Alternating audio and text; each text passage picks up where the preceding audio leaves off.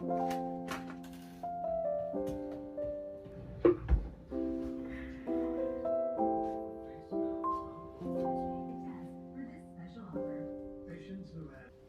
first thing you know about Mark is he's a fisherman, first and foremost.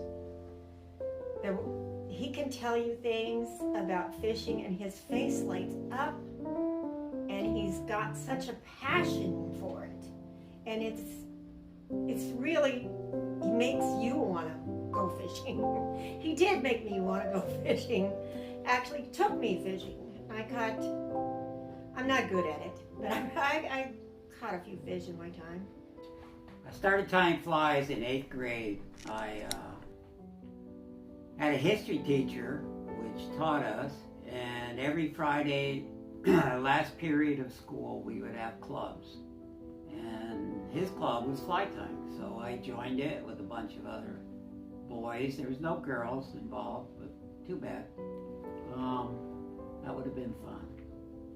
Anyway, so that's where I started to learn how to tie flies with Mr. George, and one of our big outings, we went to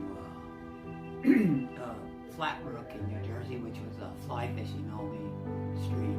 A very popular place to go for fly fishing. When Mark catches a fish, he's like a little 12-year-old. He's just so happy and joyous, and it's just wonderful. It's like a little kid. And when he comes home, he's happy, of course, especially if he caught something. And he has to tell me about the fish and who he was with and about how big it was. And then, of course, we'll have to cook it right away, because Mark has to have it right away. It's got to be fresh.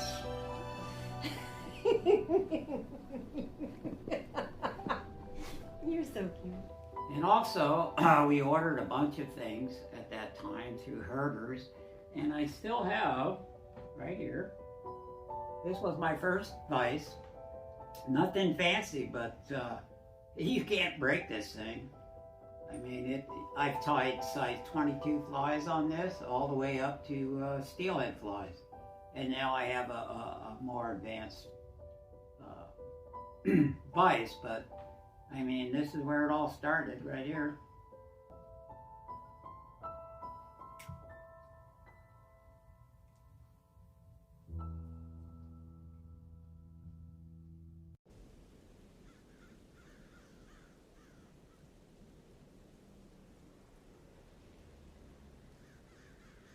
For instance, let's say I'm fishing on the Skagit River, which is a very large river.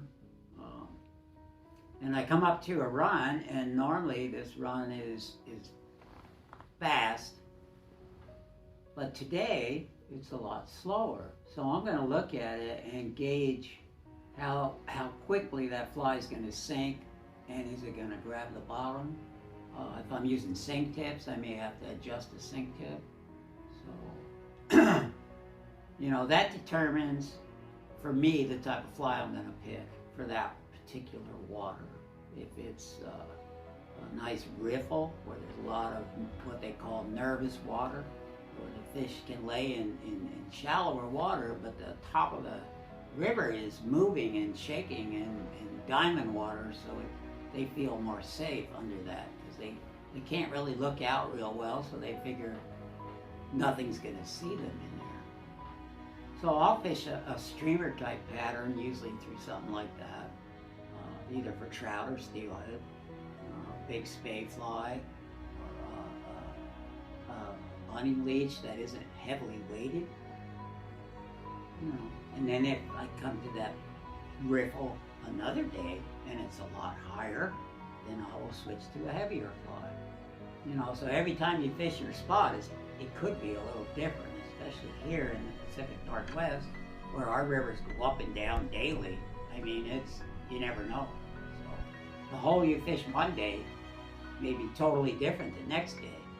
So you have to adjust your fly and the way you fish it per circumstance. So you can pick a fly, but you have to fish with confidence. You have to believe that that fly is going to catch a fish. If you don't feel that way, you probably won't catch a fish because you're not fishing right. You're not really thinking about it. You're not saying, okay, this is going to work. This fly is going to work. I have confidence in this fly. Maybe you've caught a fish on it before, or maybe you haven't. Maybe you sat down and tied a fly and went, oh, I hope this works. Fish with confidence on all your flies you fish, and hopefully you'll get one. It's hard to see that right there. There we go.